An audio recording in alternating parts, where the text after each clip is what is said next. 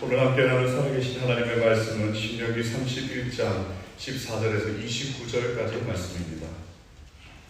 31장 14절에서 29절까지의 말씀, 우리 다 찾으신 줄로 알고 우리 함께 합독하도록 하겠습니다. 여호와께서 모세에게 이르시되 내가 죽을 기한이 가까웠으니 여호수아를 불러 함께 회막으로 나오라. 내가 그에게 명령을 내리리라. 모세와 여호수아가 나아가서 회막에 서니 여호와께서 구름 기둥 가운데서 장막에 나타나시고 구름 기둥은 장막 위에 머물러 있더라. 또 여호와께서 모세에게 이르시되 너는 내 조상과 함께 누우려니와 이 백성은 그 땅으로 들어가 응날이 그 땅의 이방 신들을 따르며 일어날 것이요 나를 버리고 내가 그들과 맺은 언약을 어길 것이라. 내가 그들에게 진노하여 그들을 버리며 내 얼굴을 그들이 삼킴을 당하여 허다한 재앙과 환난이 그들에게 임할 때에 그들이 말하기를 이 재앙이 우리에게 내림은 우리 하나님이 우리 가운데에 계시지 않은 까닭이 아니냐 할 것이라. 또 그들이 돌이켜 다른 신들을 따르는 모든 악행으로 말미암아 내가 그때에 반드시 내 얼굴을 숨기리라. 그러므로 이제 너희는 이 노래를 써서 이스라엘 자손들에게 가르쳐 그들의 입으로 부르게 하여 이 노래로 나를 위하여 이스라엘 자손에게 증거가 되게 하라. 내가 그들의 조상에게 맹세한 바 젖과 꿀이 흐르는 땅으로 그들을 인도하여 드린 후에 그들이 보고 배부르고 살찌며 돌이켜 다른 신들을 섬기며 나를 멸시하여 내 언약을 어기리니 그들이 수많은 재앙과 환난을 당할 때에 그들의 자손이 부르기를 잊지 아니한 이 노래가 그들 앞에 증인처럼 되리라. 나는 내가 맹세한 땅으로 그들을 인도하여 드리기 전 오늘 나는 그들이 생각하는 바를 아노라. 그러므로 모세가 그날 이 노래를 써서 이스라엘 자손들에게 가르쳤더라.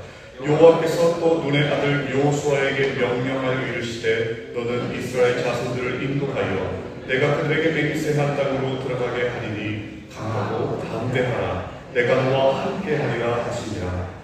모세가 이 율법의 말씀을 다 써서 마친 후에 모세가 여호와의 언약궤를 메는 레위 사람들에게 명령하여 이르되 이 율법책을 가져다가 너의 하나님 여호와의 언약궤 곁에 두어 너희에게 증거가 되게 하라. 내가 너희의 반역함과 목이 고든 것을 아나니 오늘 내가 살아서 너희와 함께 있어도 너희가 여호와를 거역하였거든 하물며 내가 죽은 후에 이기랴.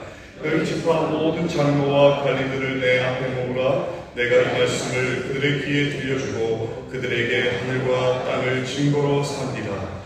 내가 알거니와 내가 죽은 후에 너희가 스스로 후패하여 내가 너희에게 명령한 길을 떠나 여호와의 목전에 앞에 등하여 너희의 손으로 하는 일로 그를 경노하게 하므로 내가 그들의 재앙을 당하리라 하니라. 아멘. 오늘 본문의 말씀을 가지고 영적 선명함의 세 가지 비밀, 영적 선명함의 세 가지 비밀 이라는 제목으로 하나님 말씀 나누도록 하겠습니다. 우리 새벽이지만 우리 오늘도 주님의 십자가 뜨겁게 사랑하는 분들과 함께 아멘 하십시다. 아멘. 아멘입니다.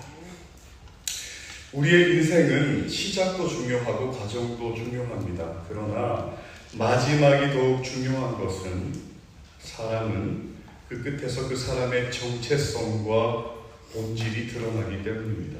성경에는 말년을 극명하게 달리한 두 사람을 소개하고 있습니다. 한 사람은 엘리 제사장이에요. 사무엘상 3장 2절은 그의 죽기 전의 모습을 이렇게 묘사하고 있습니다.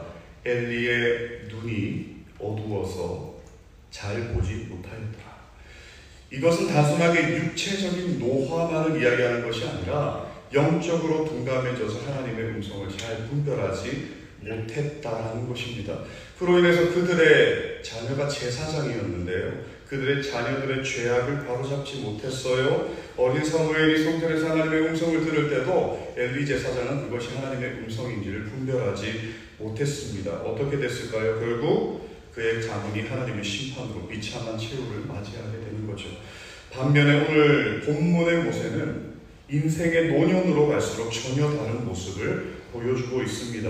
이전 문맥이 신명기 31장, 어제 본문이죠. 31장 1절에는 나이를 얘기해요. 몇 살이냐면 지금 120세예요. 소천하신 나이, 소천했다고 하니까 좀 이상하다 그죠? 돌아가신 나이가 120세예요. 죽을 해의 지금 모습을 얼마 후에 죽었는지 정확하게 기록하지는 않지만 죽음이 굉장히 가까이 와 있는 그런 상태라는 것을 우리는 알 수 있습니다. 그러나 본문 말씀을 살펴보면 마지막 순간까지 굉장히 영적으로 선명했던 것을 저희가 볼 수 있습니다. 신명기 34장 7절은 모세의 마지막을 이렇게 기록합니다. 모세가 죽을 때 나이 120세였으나 그의 눈이 흐리지 아니하였고 기력이 쇠하지 아니하였더라. 같은 노년이었지만 엘리는 흐려졌고 모세는 선명했습니다. 과연 묵상하면서 이 차이가 뭘까? 이런 고민이 들더라고요. 그래서 오늘 본문을 통해서 모세가 죽는 날까지 영적으로 예리하고 선명할 수 있었던 그 의미를 오늘 본문을 통해서 세 가지로 나누고자 합니다. 이러한 영적 선명함을 여러분도 가지시기를 주님의 이름으로 축복합니다. 첫째 함께 나누고 싶은 말씀은 모세는 회막 중심의 신앙을 끝까지 가지고 있었다라는 거예요. 모세가 죽을 기한이 가까워왔을 때 여호와께서 그를 신앙의 중심이었던 곳 회막으로 여호수아와 함께 다시 부르셨어요. 우리 본문 14절 말씀을 함께 읽도록 하겠습니다. 여호와께서 모세에게 이르시되 네가 죽을 기한이 가까웠으니 여호수아를 불러서 함께 회막으로 나오라. 내가 그에게 명령을 내리리라. 모세와 여호수아가 나아가서 회막에 서니 하나님께서 죽을 그 해에 이제 얼마 남지 않았어요. 마지막으로 부르신 그 자리가 바로 회막이었습니다. 회막, 우리말로는 좀 익숙하지 않은데 영어가 오히려 익숙할 것 같아요. Tent of Meeting, 만남의 장소, 하나님을 만나는 장소라는 뜻이에요. 출애굽기 33장 9절과 12절은 회막이 어떤 곳인지를 자세하게 설명하고 있는데 한번 들어보세요. 너무 제가 좋아하는 말씀이에요. 모세가 회막에 들어갈 때에 구름 기둥이 내려 회막문에 서며 여호와께서 모세와 말씀하시니 11절입니다. 사람이 자기의 친구와 이야기한 같이 여호와께서는 모세와 대면하여 말씀하시며 모세는 진으로 돌아오나 여기 잘 들어보세요. 눈의 아들 젊은 수종자 여호수아는 회막을 떠나지 아니하니라. 여호수아가 기름 받은 이유가 여기에 있겠죠?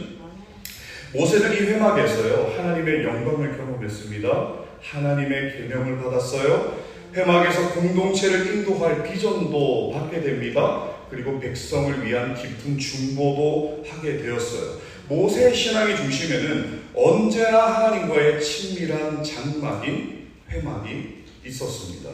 이것이 그가 죽을 때까지 선명할 수 있었던 가장 중요한 이유겠죠.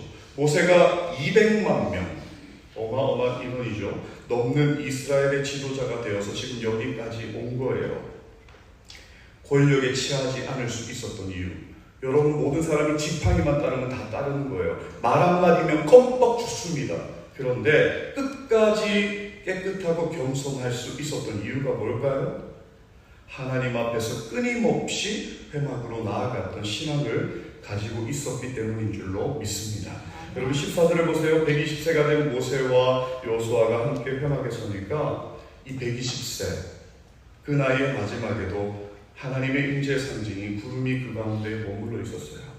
엘리는 둔해져서 보지 못했는데 모세는 인생의 마지막까지 하나님의 임재 안에 있었습니다. 사랑하는 여러분, 우리가 지날수록 영적으로 둔해지는 이유가 뭘까요? 여러분 늘 선명하십니까? 우리가 그렇지 못할 때가 많죠? 회막, 하나님과의 친밀한 자리, 텐트 오브 미팅이 상실되어져 가기 시작하면 둔해지는 거예요. 이전에는 말씀 묵상과 기도와 예배가 늘 신앙의 중심이었는데 시간이 지나가면서 내 커리어가 쌓이면서 교회 안에 내 직분이 올라가게 되면서 무엇인가 내가 높아지고 더 얻게 되면서 말씀 묵상과 기도가 멀어지고 내 경험과 지식이 중심이 되고 더 중요한 미팅들이, 더 우선순위의 미팅들이 내 삶에 자리 잡게 되는 것이죠. 문제는 영적인 감각이 무뎌져 간다는 거예요. 영적 분별력을 잃게 됩니다. 그럼 어떻게 돼요? 신앙의 껍데기만 남는 거예요. 엘리처럼 잘 보이지 않습니다. 그렇게 되면 어떻게 되는지 아세요? 자녀들이 성전에서 자라도 교육을 할 수가 없어요. 왜요? 내가 생명의 관계가 연결되어 있지 않기 때문에 그들에게 생명을 줄 수 없는 겁니다. 여러분, 목회자와 리더들이요, 이 회막을 잃어버리게 되면 성도들에게 줄 수 있는 것이 없습니다. 여러분, 저만 그렇습니까? 우리 모두 마찬가지입니다. 그러므로 여러분의 삶의 이 생명의 회막이 반드시 회복되시기를 주님의 이름으로 축복합니다.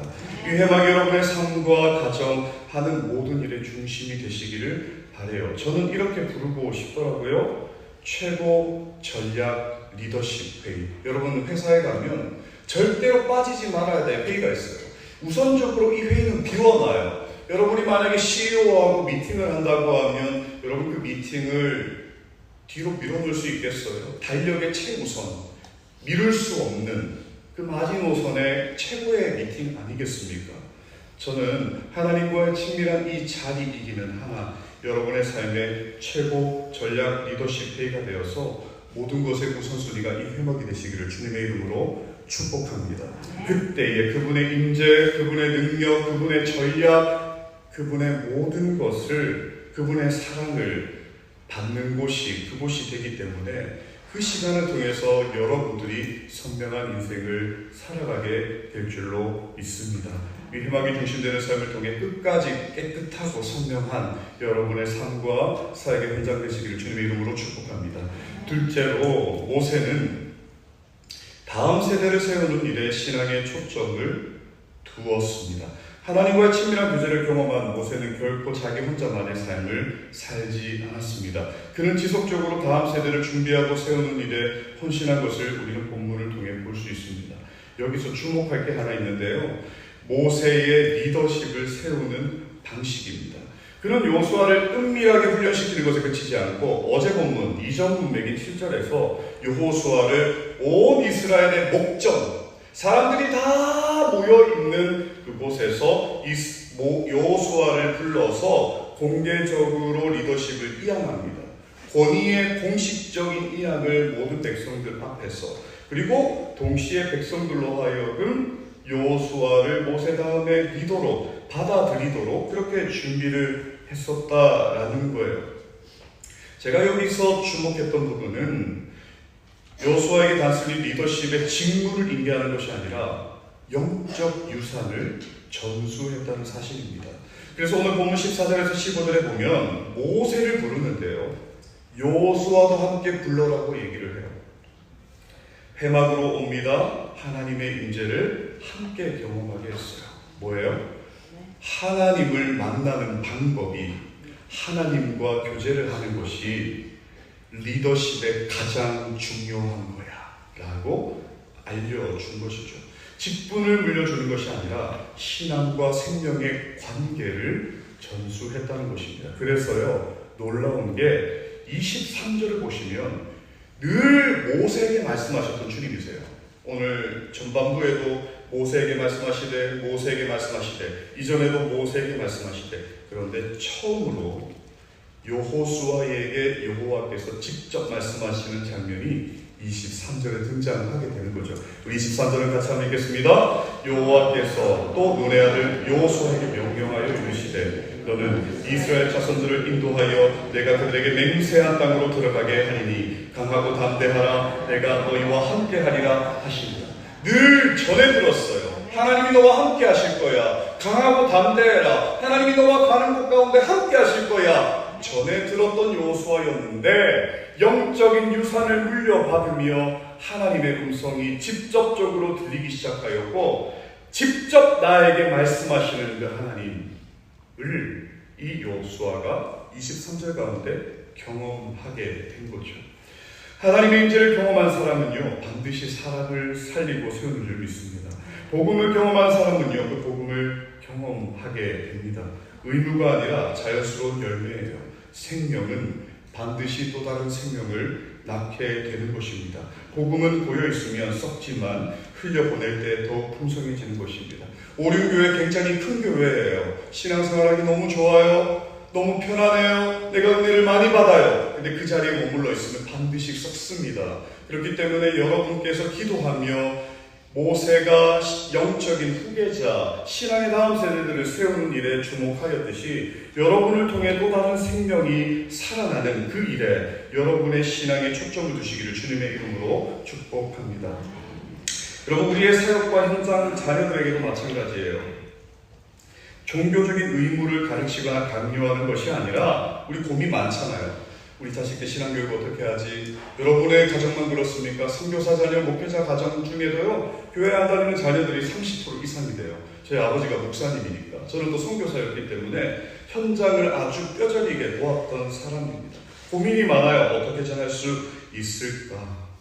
저는 이렇게 얘기 드리고 싶어요. 교회 가라, 이거 해라, 저거 해라 보다 살아계신 하나님과의 친밀한 은혜의 관계를 나누며 하나님께서 너의 삶 가운데 함께 하심을 생생하게 나눠주시는 여러분 되시기를 주님의 이름으로 축복합니다. 그래서 그들의 인생의 어려움을 만날 때에 나의 하나님, 그들의 살아계신 하나님을 경험할 수 있도록 여러분 기도하셨으면 좋겠어요. 여러분이 기도하는 그 한 사람이 살아나고 회복되고 모세와 여호수아와 같이 영적 리더로 세워질 줄로 믿습니다. 마지막 셋째입니다.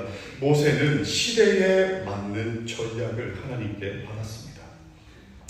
하나님께서 모세에게 특별한 교육 방법을 제시했어요. 왜요? 우리도 고민이잖아요. 우리 자녀 어떻게 교육하지? 나이 차이가 30살이 나요?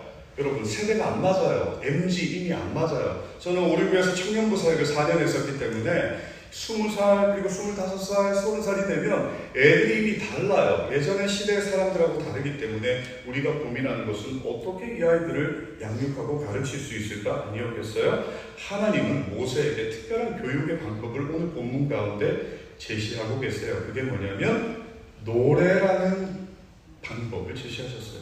본문 16절에서 21절까지 하나님께서는 이스라엘 백성들이 가나안 땅에 들어가서 다른 신들을 섬길 것이라고 예언하면서 이런 신앙적인 배교를 막기 위해서 주신 방법이 바로 19절이었습니다. 우리 19절 말씀 함께 읽도록 하겠습니다. 그러므로 이제 너희는 이 노래를 써서 이스라엘 자손들에게 가르쳐 그들의 입으로 부르게 하여 이 노래로 나를 위하여 이스라엘 자손들에게 증거가 되게 하라. 여러분, 구약 성경에서 노래는 단순한 예술 장르가 아니라 신앙 교육의 핵심 수단이었어요. 노래라는 이 시르라는 이 히브리 원어는 기억하게 하다, 마음에 새기다라는 의미를 가지고 있습니다.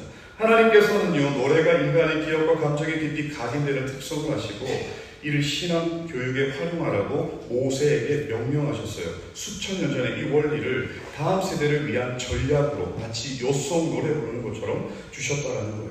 여러분, 여기서 주목할 것은 세대 간의 격차가 과연 얼마가 나느냐는 거예요. 계산 한번 해볼게요. 40년 주대국 당시 20세 이상 불순종한 수대가 모두 죽었다는 것은 그때 당시에 살아있는 사람, 그때 19세, 18세 사람, 계수할 때 1년 정도 지나서 계수했으니까 40년이 지났어요. 18 플러스 40. 지금 2세대 중에 가장 나이 많은 사람이 몇 세예요? 57세에서 8세. 여러분, 모세가 몇 살입니까? 120살. 나이 차이가 얼마예요? 60살. 여러분, 60살 나이 차이가 나는데 내가 지금 이 아이들을 교육할 수 있겠어요? 여러분, 60살 차이 나는 아이를 앞에 두고 하나님의 말씀을 가르칠 수 있겠어요? 야, 세대 차이 나서 지금 내 자식 가르치는 것도 힘든데 여러분, 모세가 얼마나 많은 고민을 했겠어요? 말씀 묵상하면서 고민했어요. 하나님, 이 다음 세대가 여기 가나안에 들어가면 이제 곧 배교하는데 어떻게 이 아이들을 가르칠 수 있겠습니까? 라고 하나님 앞에 간절히 기도하지 않았겠어요? 여러분, 자연적으로 이 말씀이 떨어졌겠어요? 하나님, 여기 말씀 한번 보세요. 다음 세대를 향한 정말 애끓는 마음이 이 본문 안에 심겨져 있어요. 그때에 모세가 포기하지 않았을 때에, 그리고 회막에서 기도하며 하나님 앞에 나아갔을 때에 그들의 눈높이에 맞는 교육 방법을 하나님께서 허락해 주셨다는 겁니다. 창의적인 방법을 주셨어요. 신앙 전수에 있어서 방법론의 중요성을 오늘 이 시대에도 우리 가운데 말씀하고 있다는 겁니다. 제가 작년까지 우간다 선교 5년 사역하면서 가장 중요한 선교 전략 중 하나가 무엇일까 고민했을 때 그들의 상황 속에서 이해되고 수납될 수 있는 언어와 방법으로 신앙을 교육하는 것. 여러분, 우간다 사람들에게 복음을 전하는데 우리하고 똑같은 방법으로 하면 먹히겠습니까? 먹히지 않죠. 다르니까요. 문화가 다르니까요. 여러분, 자녀를 한번 보세요. 똑같이 가서 교회 가라. 너 왜 교회 안 가니? 되겠어요? 안 됩니다. 기도해야죠. 하나님, 이 아이들이 눈높이에 가지고 있는 게 뭡니까? 이들의 관심사에 가지고 있는 게 뭡니까? 여러분, 복음의 본질은 바뀌지 않지만 복음을 담아내는 여러분의 언어와 교육은 변화되어야 됨을, 그리고 기도 가운데 여러분들이 그것을 받아야 함을 말씀이 이야기하고 있다는 겁니다. 여러분, 우리에게 큰 교육을 그리고 교훈을 줍니다. 다음 세대와 소통하기 위해서 그들이 이해할 수 있는 언어와 방법을 통해 관계를 형성하고 그들의 관심사와 언어에 맞는 방법으로 이런 복음을 전하는 여러분 되시길 주님의 이름으로 축복합니다. 결론을 맺도록 하겠습니다. 모세는 120세 죽음을 맞이했지만 청년과 같은 힘과 영적 선명함을 가지고 있었습니다.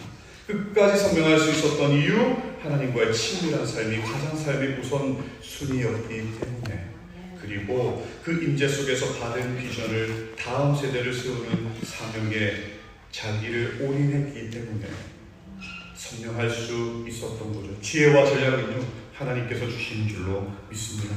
사랑하는 여러분, 나이가 들어갈수록 교회와 가정, 여러분의 직장에서 회막 중심의 신앙, 생명의 관계를 매일 경험하시는 여러분 되시기를 축복합니다. 그래서 여러분 안에 있는 것들이 흘러가는 축복의 통로, 생명의 통로, 기도를 통해 하나님의 지혜와 전략을 받아 사람들을 살리고 회복시키는 그 일에 여러분의 자녀가 주님 안에서 회복될 것을 주님의 이름으로 축복합니다. 기도하십시다.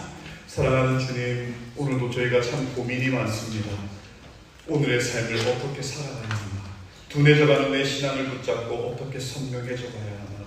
사랑하는 주님, 오늘 이 새벽이 회막 가운데에 하나님의 구름 기둥이 임하였던 하나님의 임재가 내리는 시간 되게 하시고, 오늘 하루를 살아갈 하나님의 지혜와 전략을 받는 곳이 되게 하시고, 메말라가는 내 심령 가운데 하나님의 영적 생명수가 부어지는 생명의 시간 되게 하여 주시옵소서. 특별히 사랑하는 자녀들을 예수 십자가의 보혈로 덮으며 그들이 여호수아와 같은 영적인 인계와 승계를 받는 자들 되어 나의 하나님을 만나는 특별한 은혜가 있게 하여 주시옵소서. 존귀하신 예수 그리스도의 이름으로 기도합니다.